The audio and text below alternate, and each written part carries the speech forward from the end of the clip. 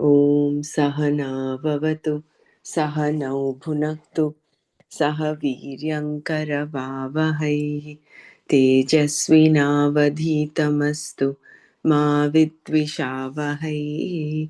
Om Shanti Shanti Shanti.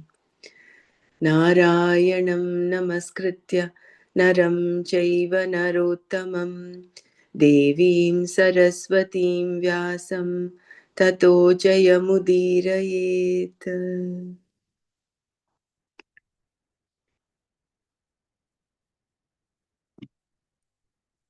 We stopped here yesterday, where Arjuna's attraction to sannyasa is what we saw,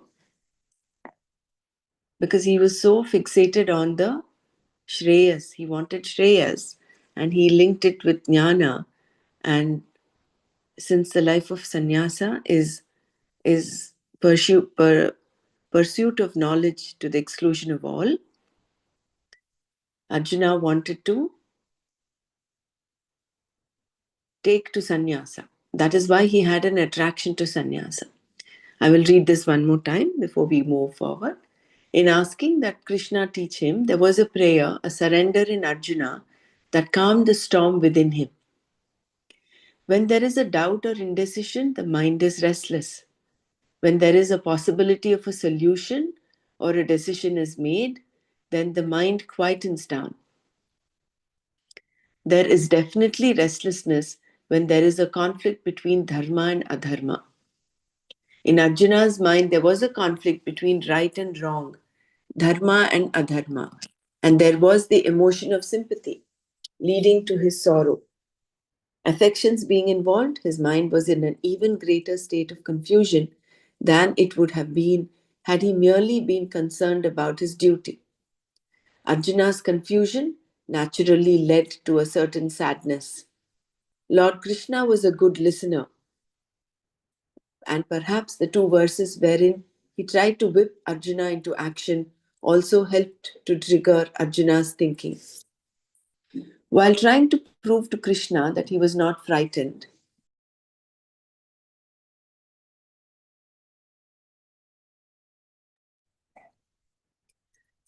Arjuna had to tell him that he could not handle this particular situation. He now saw himself as someone who was not as dispassionate as he was expected to be. Arjuna concluded that he would be better off living a life of alms, a lifestyle mentioned in the Shastra for a sadhu, a person who gives up the pursuit of all desires. The life of a sadhu is meant purely for the pursuit of knowledge, jnana, and is free from all social, national, religious, or familial obligations. As a sannyasi, you are a non competitor in the society. You do not have a job, nor are you interested in anything in the next life like heaven and so on. Self knowledge is pursued to the exclusion of all else. The sannyasi is respected by the society and lives on alms, bhiksha. The Vedic society has a value for this lifestyle, and it is one of the four stages, ashramas, of a person's life. Sannyasa was exactly what Arjuna had in mind. He thought that a life of bhiksha would mean sannyasa, and he talked about it constantly. He knew that sannyasa was meant for jnana, moksha, and that it was not for securities and pleasures, artha, kama, and dharma. A topical problem becomes a fundamental problem. Having lived in the forest, Arjuna had met many great people, Mahatmas. What a period it was! Even though some Duryodhanas were there, it was an excellent era. Certainly, it is a rare privilege to have as one's contemporaries people like Vyasa and Shuka, Bhishma, Vidura, and Balarama. Although Arjuna had lived in such times, he had been a prince with his own predominant desires and ambitions. Naturally, he had not been committed to the pursuit of moksha, although he had access to it. He knew all about Shreyas, but now the time had come for him to pursue it. When Arjuna had first come to fight, he had no conflict whatsoever. All he wanted to know was with whom he would be fighting. Even when he saw his own people on both sides, his conflict was simple. It was, should I fight?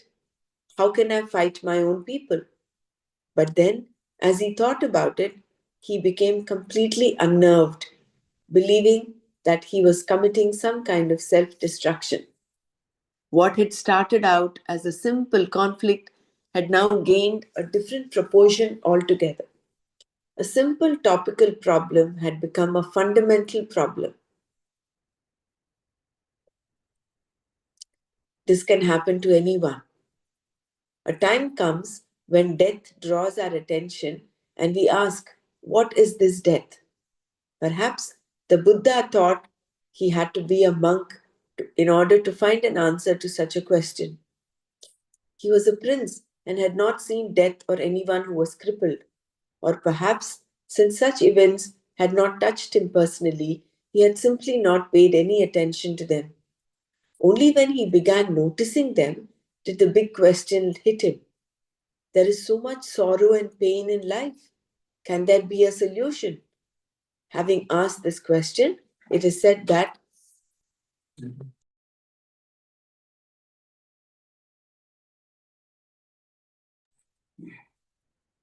he left the palace in search of the answer. When you go off in search of truth, you do not carry a truckload of belongings with you. Since he was interested only in truth, he just walked out. So, what is a topical problem becomes a fundamental problem. Fundamental problem of knowing the truth.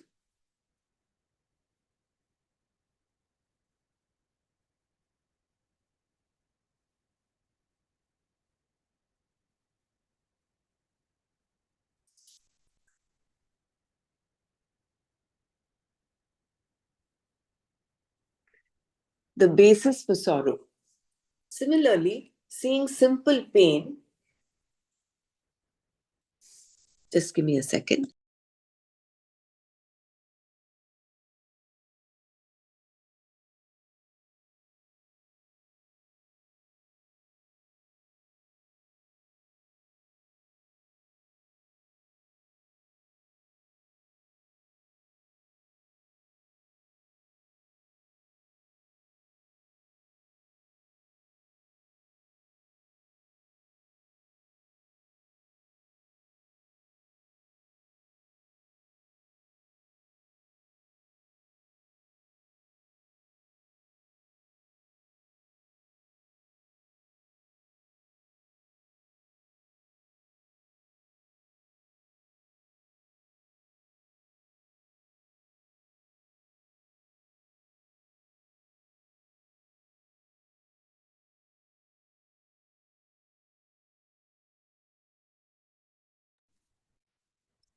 The basis for sorrow.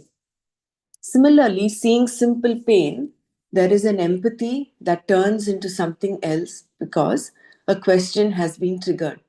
In fact, all problems in life are connected to those that are much more basic. The basic problems being inherent in ordinary small problems.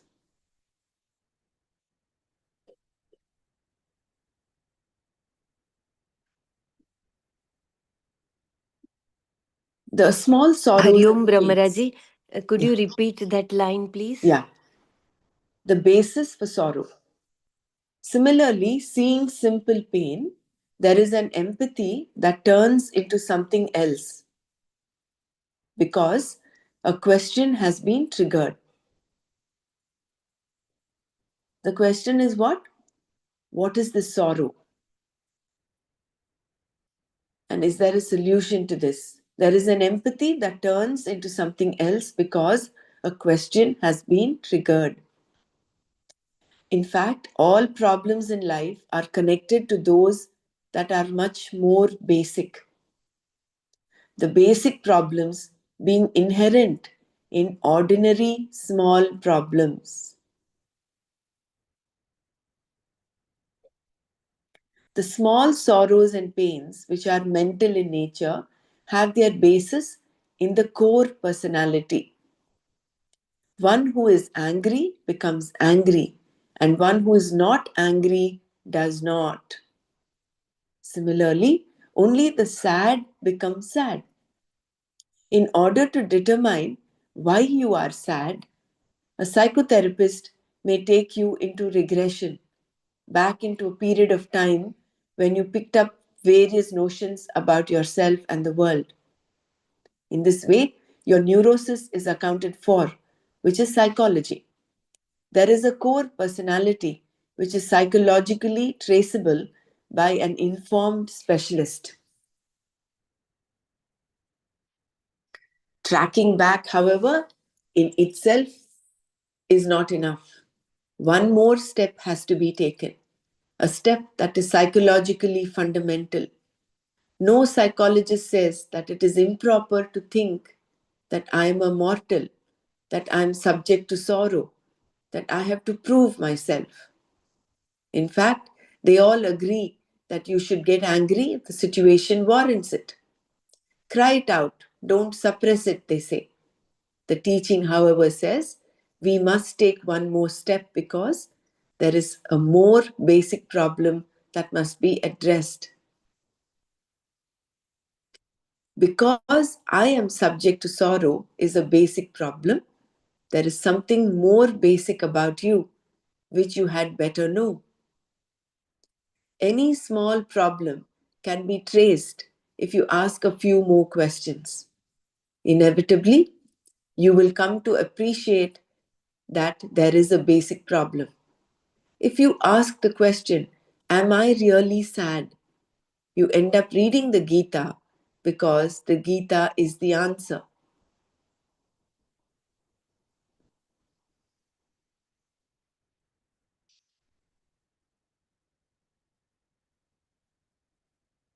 The answer is not something you can figure out because if you are sad, you are sad. It is something that must be recognized.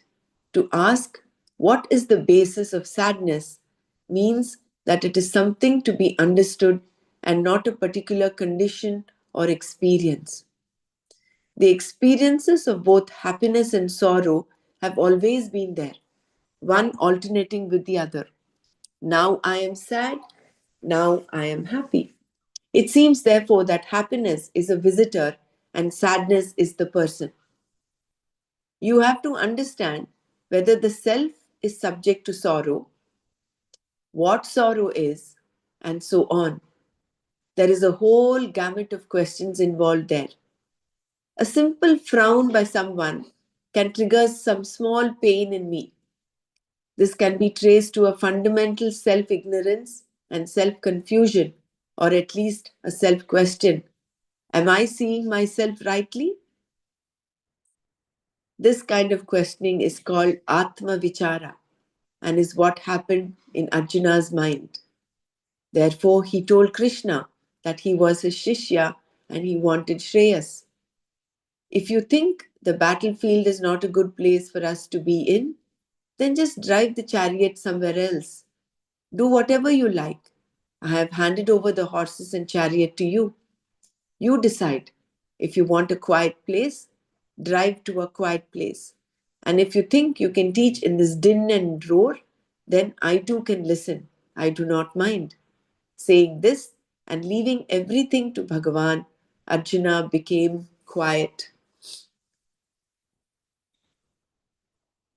So, very important understanding here about the basis of sorrow, basis for sorrow.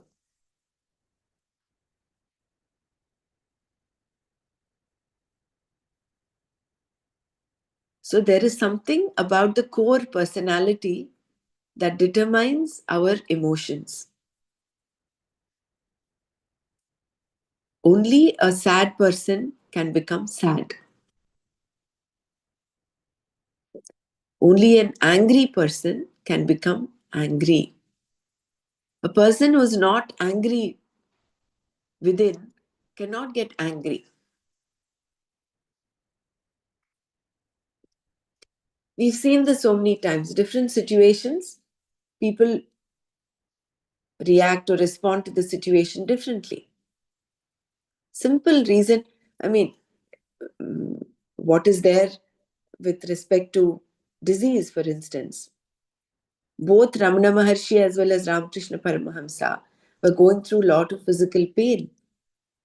One had cancer, the other had nuggets in his, maggots in his skin, eating away his skin. But both remained happy in spite of that.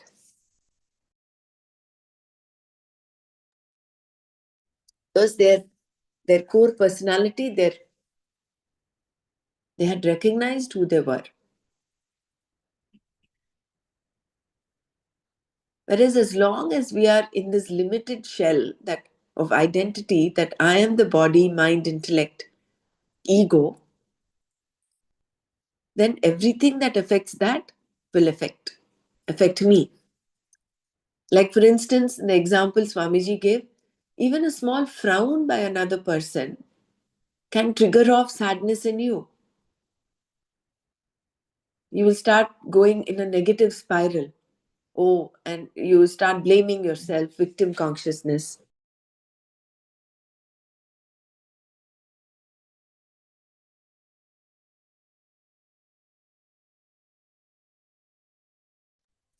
Hariom, Brahmaraji, so here that fundamental problem is that fundamental error, right? Where you Yeah, are connecting with, yeah. Okay. So beautiful sentence. Angry person can become angry and the sad person can become sad. Yeah. And happy person will remain happy in whatever situation. yeah. Are you? Uh, the line about the psychotherapist who takes you into regression, like the patient of depression. Uh, I just wanted to know how, like, uh, even if they go into the root cause, as it is written, that the neurosis is accounted for, and the reason why taking into the back into the period of time where some notions were there for the person, or some event must have happened because of which there was a depression in a person, then knowing that is it that with the help of the psychologist, does it relieve the person of the depression?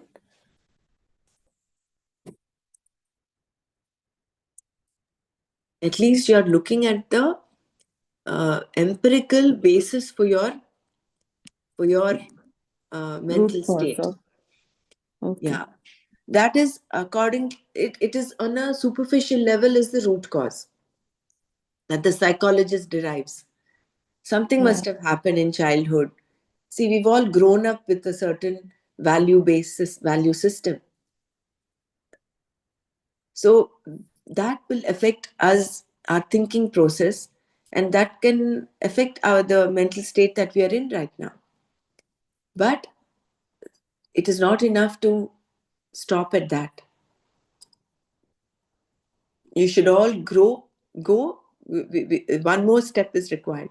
The psychologist would say, if you're angry, just show your anger, show your emotions, don't hold it within. However, The teaching says we must take one more step because there is a more basic problem that must be addressed.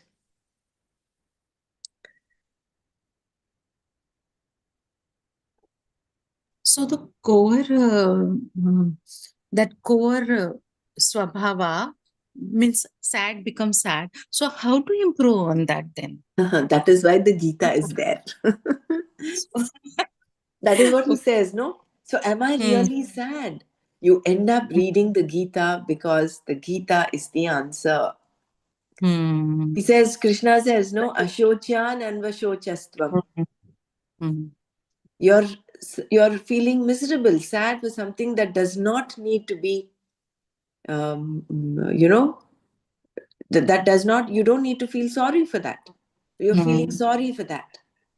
Means your own nature is happiness, love, and all that. You Hmm. remind it, this will not happen. Okay.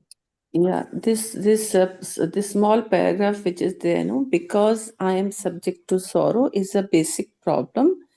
There is something more basic about you. So that basic, which is more basic, is that your inherent that happiness or that peace, it is all already there.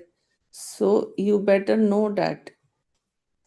We get entangled to the to to small things or to some, yeah, events or person to and relate our um, sadness or sorrow with them and think that, and that makes a person sad, I think.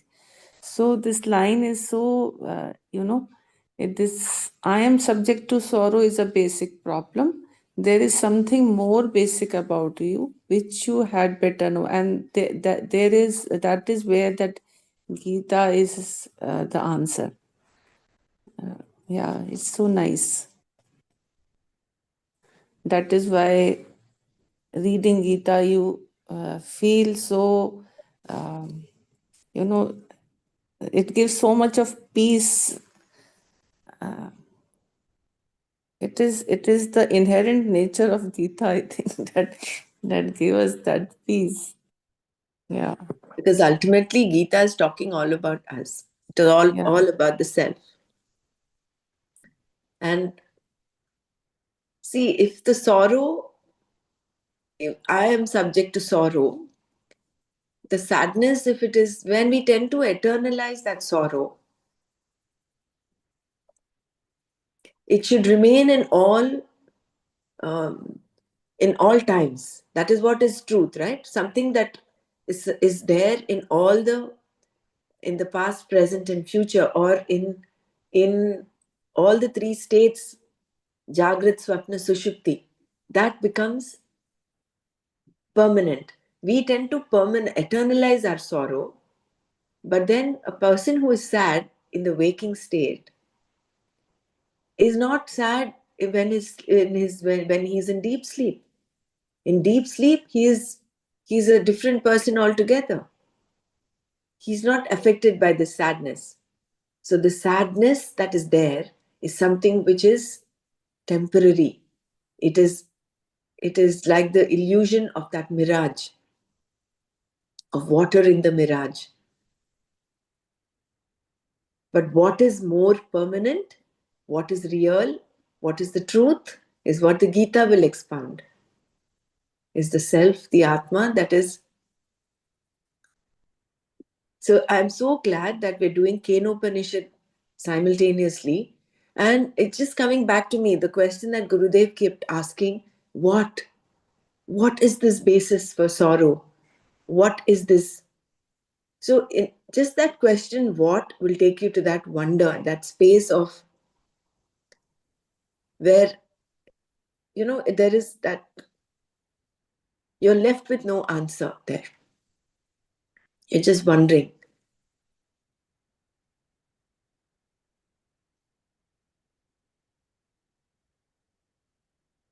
How and what?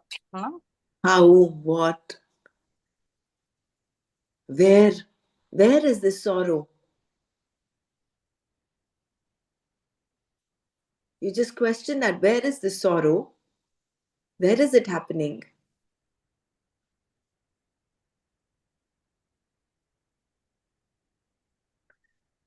The problem is we take all these for granted. We say, oh, this is it. I am angry. I am sorrow. I am sad. I am depressed. Basic Am soul, Go ahead. basically soul is not, happy. It's not contented. So that's the reason for all this No, unhappiness. so always happy, contented. No, we couldn't hear you clearly.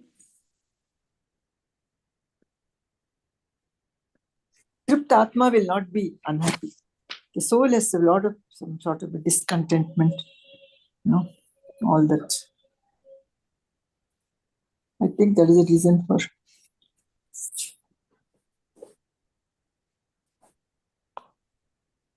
And if we go to our happiness program, what Gurudev says is the nature of the mind. It clings to negativity. So if there is 20% negativity in your life, you tend to bloat it up to some 200% and fail to see the 80% positivity, 80% happiness. And that is what is causing this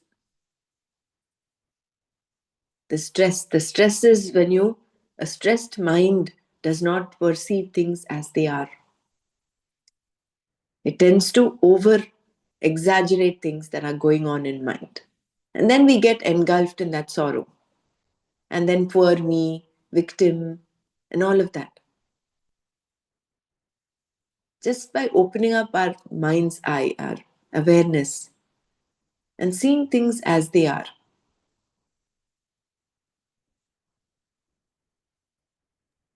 and getting rid of the stress with these practices, it just makes you, what does it happen? What happens with that, with sadhana, with the kriya and meditation that we're doing? The awareness dawns. And then you're able to see, you're able to perceive.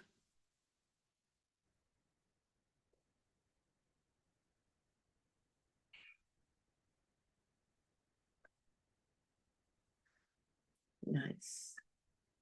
So the answer is not something you can figure out, because if you are sad, you are sad. It is something that must be recognized. So there's a difference between figuring it out and recognizing. What is that difference?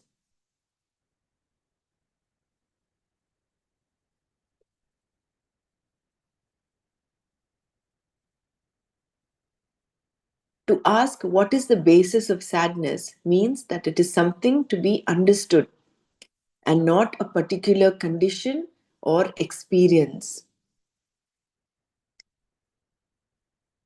The experiences of both happiness and sorrow have always been there, one alternating with the other. Now I am sad, now I am happy. It seems, therefore, that happiness is a visitor and sadness is the person. It seems, therefore, it seems as if sadness is, is fixed and constant, and happiness comes and goes.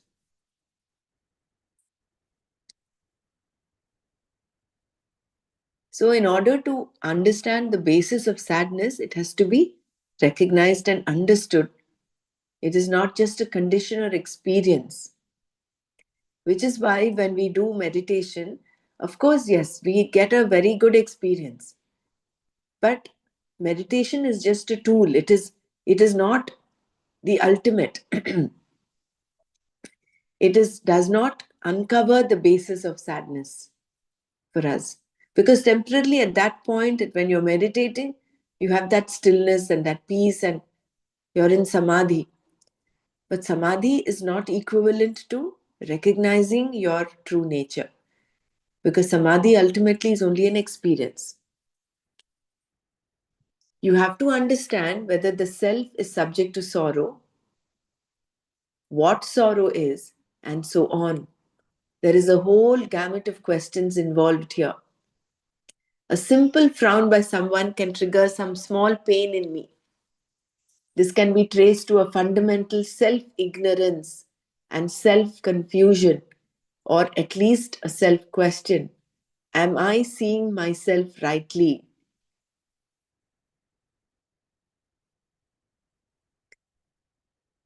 Isn't this so true? We identify ourselves so much with this body that someone looks at us and gives a frown, or um, and then we it begins a spiral of negativity inside.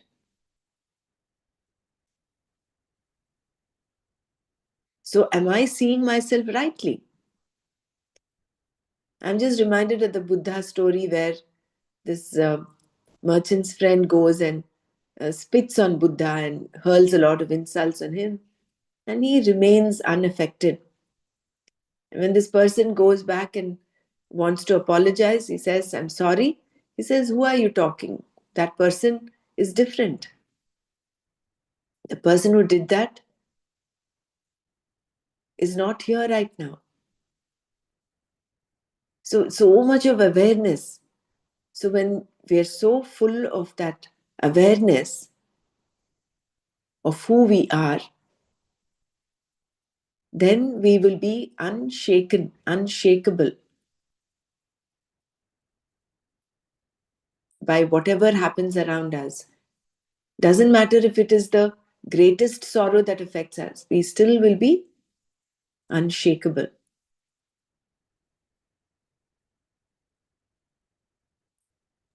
And Gurudev also gave very nice solution. No, when someone criticize or insult you, you take it with the humor. Means say in a humor and make the situation like you are comfortable. So that will not bother you much when you take it with the humor, or you make that instant go like lightly. You know because you know what you are, then it will not affect you.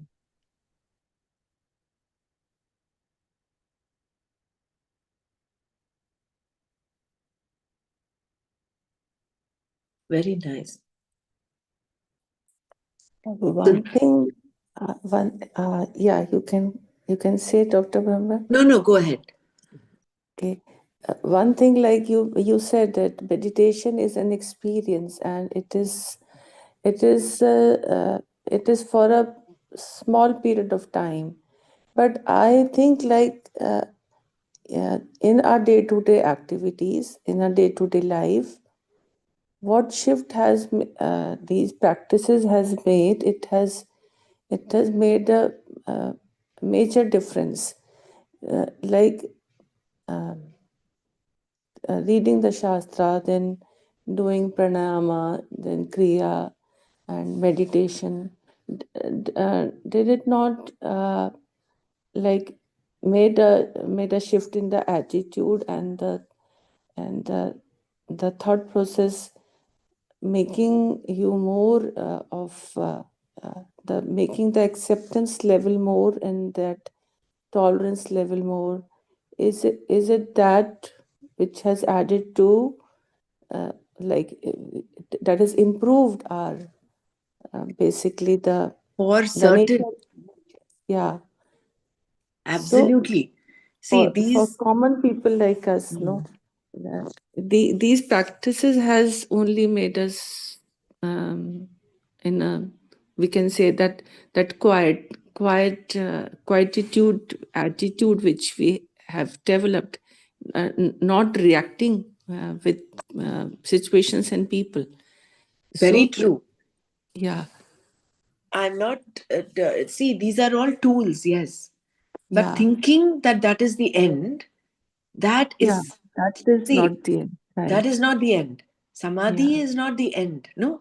yeah, Samadhi is important. See, I'm not belittling or trivializing the sadhana tools are extremely important and they have their role. That is why Gurudev said once, he says, none of these practices will give you moksha. yeah, that is No true. amount of doing anything you would get to moksha. This is what we learned also in Atma Right. Bodh. Right. Karma, through karma, you cannot, because karma is a product of ignorance, is a product of avidya. So it's only through knowledge that jnanena eva you can. That is why Swamiji also mentions it is not something that you figure out. It is not something you. It is something to recognize. Right. It is not an experience. It is what you are. So it's a matter of recognition. Absolutely, meditation is such an important tool. It keeps, especially our Sahaj Samadhi meditation, helps clear up all those clogs, those past impressions, and it puts us in the seat of witness consciousness, which is important for us to be aware, for that nirvana shatakam, that knowledge to dawn, and we practice that. Mano buddhya hankara chittani naham. In order to do that, we need to have that practice of meditation, so that we remain in that witness consciousness. Otherwise, you will not see yourself separate from your body, mind, intellect. The same situation where the person sees you and frowns, a person who's meditating versus a person who's not meditating, or maybe a person who's aware, a person not aware. The person who's not aware is completely shaken by that simple situation. Whereas a person who is strong in his practices, is aware, is not affected by it. Yeah, it's like that cleaning of the basket process happening, um, cleaning of our own the negative attributes which we are cleaning with the help of these practices, just as the basket is being cleaned again and again, going to the river makes it clean.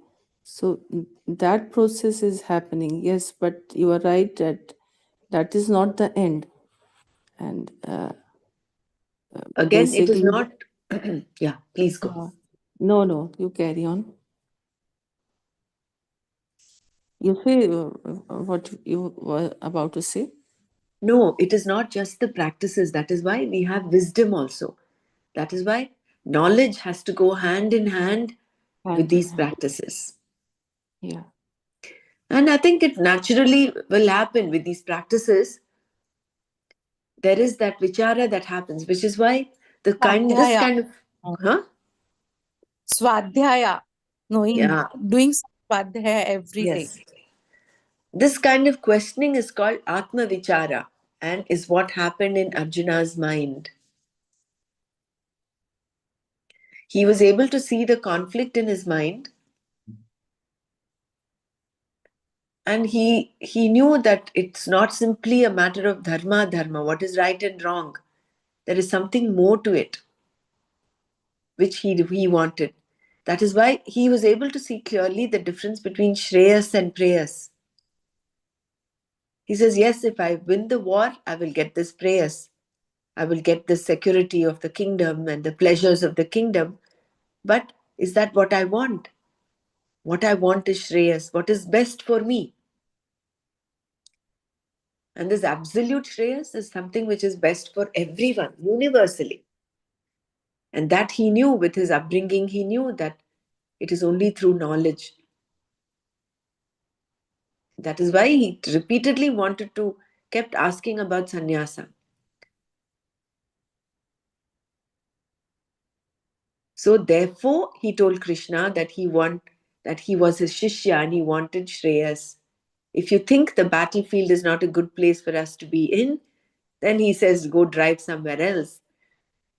But even if in this you're able to teach me in this din and roar, just imagine everyone is blowing their conches. Everybody has their conscience. So that din and roar, he says, I too can listen. I do not mind.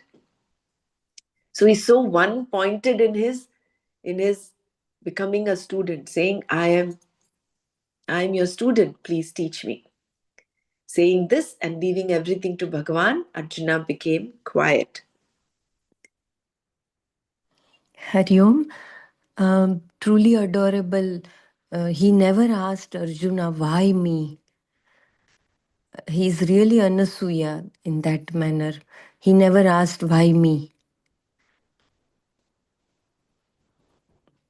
Am I correct?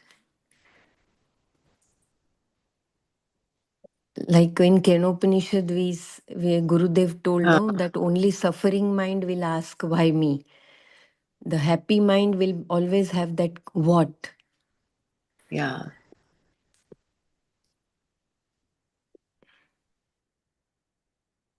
Yes, you're right.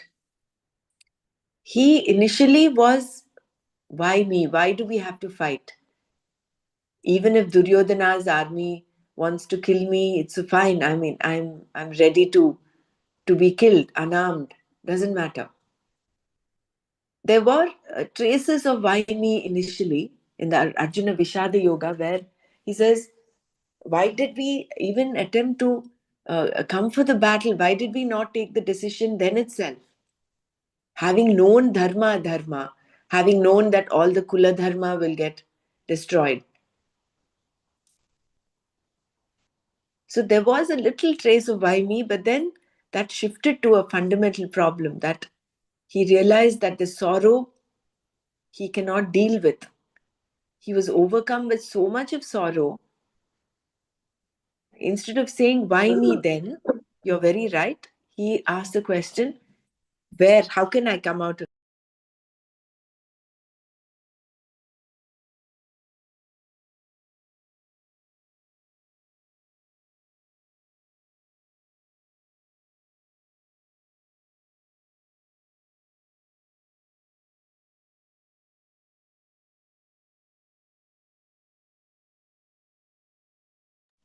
Sorry about the interruption.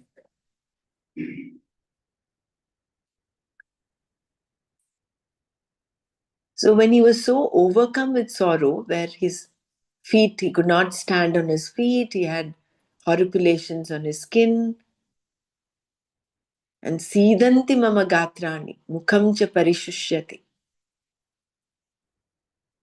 And the Gandivam, he drops his bow down and he just sits on the chariot.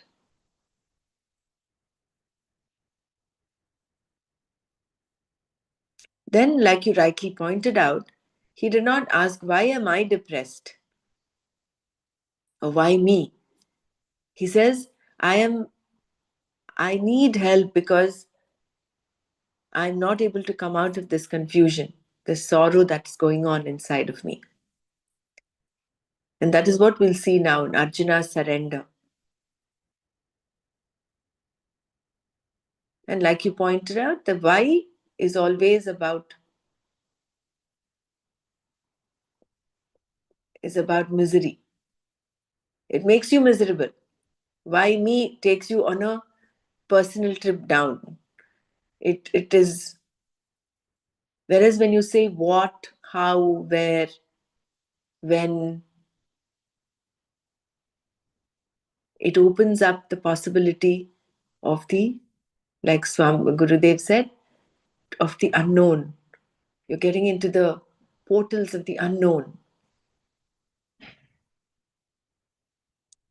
Why me centers on you again. You become very limited. And only miserable person can ask that such type of questions. Why? Mm.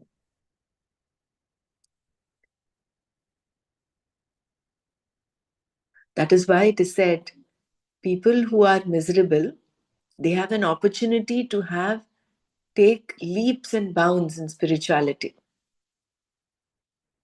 provided they do, provided they come onto this path. So one grows in leaps and bounds. So we should actually be thankful for all the so-called difficulties we are going through. Number one, it makes us resilient inside, strong within. Number two, it is an opportunity for us to turn our attention within, to get that fundamental problem. Am I really sad?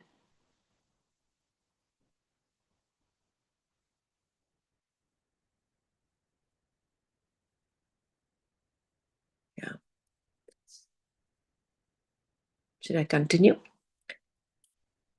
Arjuna's surrender. Not only had Arjuna handed over his horses and chariot to Krishna, but also his life. Having found the possibility of a solution to his problem in the form of Shreyas and in the form of Krishna's teaching, Arjuna became silent. The storm in his mind had blown over. Although it was not enlightened, his mind was at least silent with some hope. Although the storm was over, Arjuna was still overcome with an intense inner torpor. Where did it come from? He had been so enthusiastic, armed, and ready to fight. Now, right in the middle of the battlefield, his sorrow was so much that his eyes glistened with tears.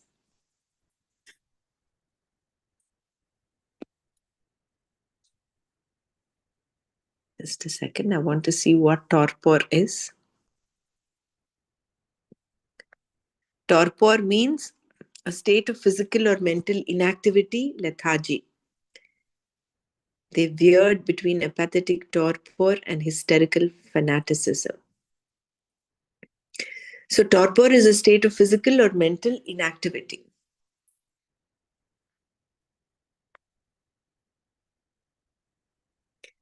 So, although the storm was over, Arjuna was still overcome with an intense inner torpor. Where did it come from? He had been so enthusiastic, armed, and ready to fight. Now, right in the middle of the battlefield, his sorrow was so much that his eyes glistened with tears. When you are in sorrow, you are present as a whole person. In fact, sorrow cannot come unless you are there as a whole person. Some people have a feeling of deadness due to some emotional problem, and in order to relieve it, to feel alive, they work themselves into sorrow. Only then do they feel that they exist. Only then is there some reality for them. Artists sometimes have this problem. They feel dull and think they should be either ecstatic or in pain. They say that pain produces music and some other art form. However, it is not the pain that does it. It is because the whole person comes out of the pain and then something is produced. The result of such pain then becomes someone else's pain or joy, perhaps, depending on the product. Similarly, Arjuna became a whole person because a storm had occurred.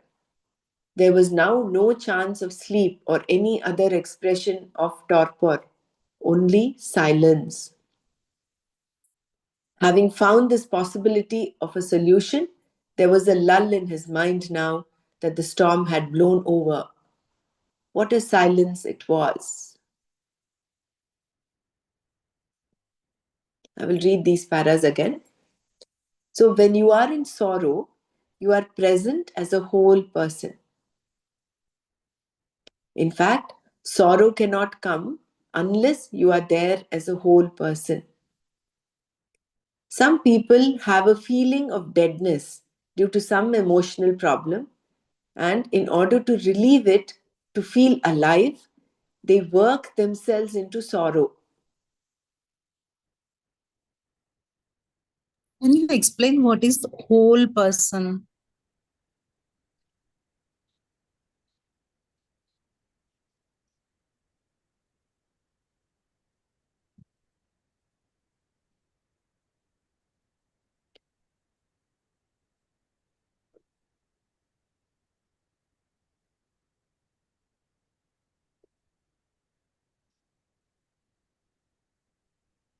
Even I'm wondering what this whole person is, what Swamiji is trying to explain here. Does he does he Means attach the attached to the physical body. body, physical body totally, not knowing his self? He thinks that he is body.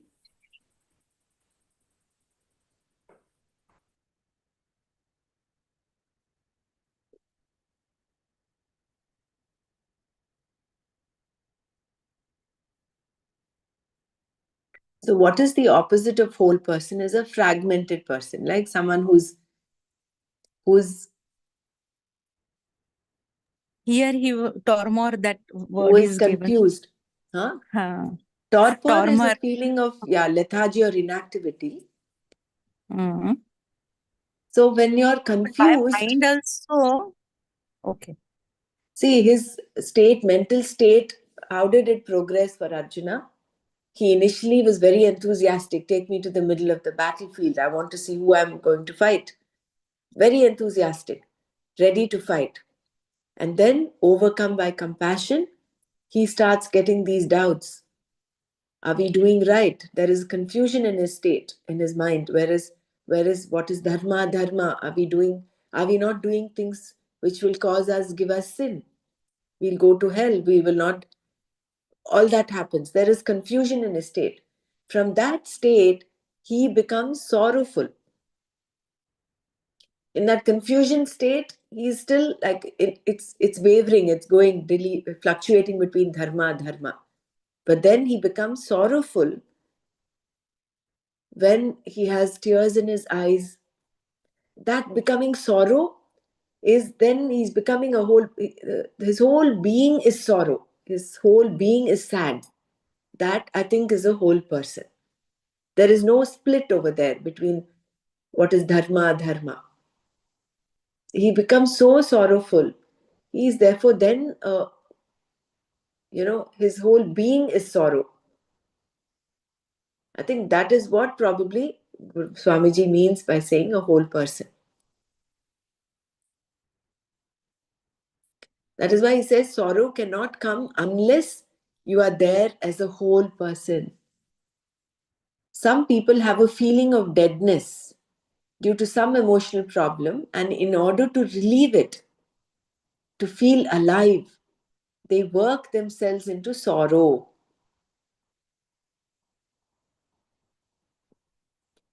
Only then do they feel that they exist. Only then is there some reality for them. Artists sometimes have this problem. They feel dull and think they should be either ecstatic or in pain. They say that pain produces music or some other art form. However, it is not the pain that does it. It is because the whole person comes out of the pain and then something is produced.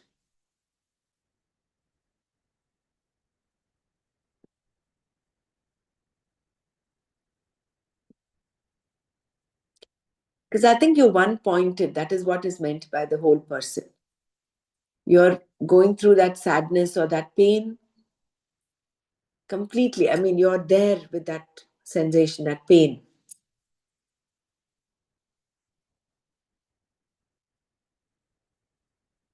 The result of such Did you pain say? then, huh? What did you say about the whole person? He is. He's one pointed there. No, there is no other emotion. There is no other.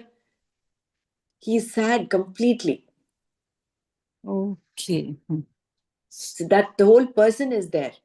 So when the pain that produces, when artists say that they have to go through either ecstasy or pain, and then that produces music, it is because the whole person comes out of the pain and then something is produced. The result of such pain then becomes someone else's pain or joy, perhaps depending on the product. I mean, this is Swamiji's in his jocular manner, he's saying this, but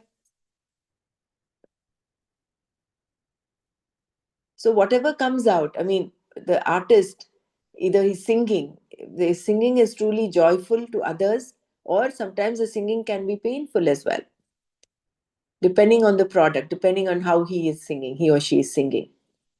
That is what is the last line. But then the whole point here is that Arjuna became a whole person because a storm had occurred.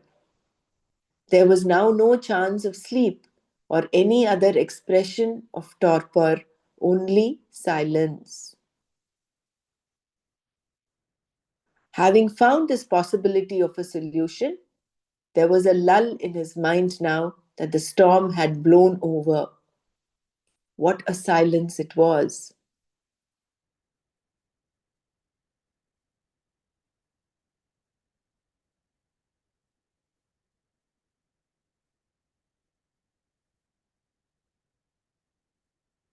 Tushnim babuvaha. He became silent. He was rattling and going on and on in the whole of the first chapter, in the beginning of the second chapter as well. He let all that out, became completely sad as a whole person. And then, because he surrendered to Krishna, because he said, I'm your Shishya, please teach me, that storm had settled down. And that led to silence.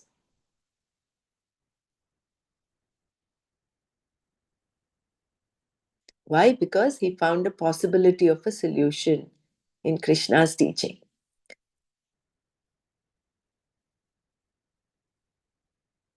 Yeah. I think we'll stop here today. Anyone wants to share anything? We go to verse 10, and then from 11 onwards, Krishna's teaching, actual Bhagavad Gita starts.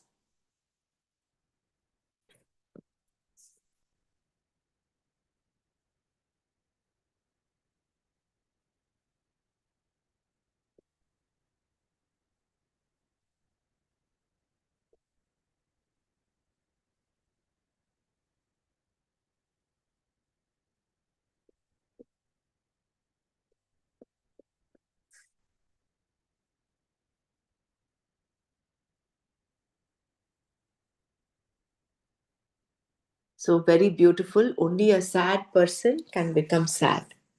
Only an angry person can become angry.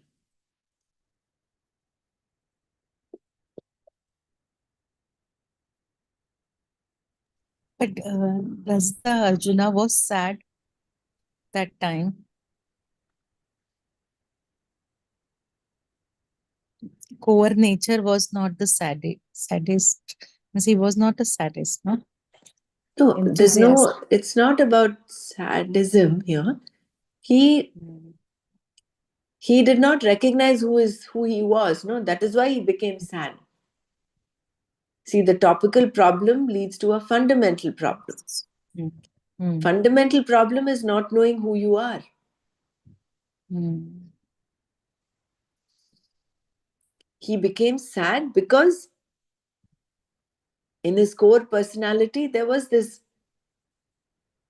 attachment. These are my people. I'm going to kill them.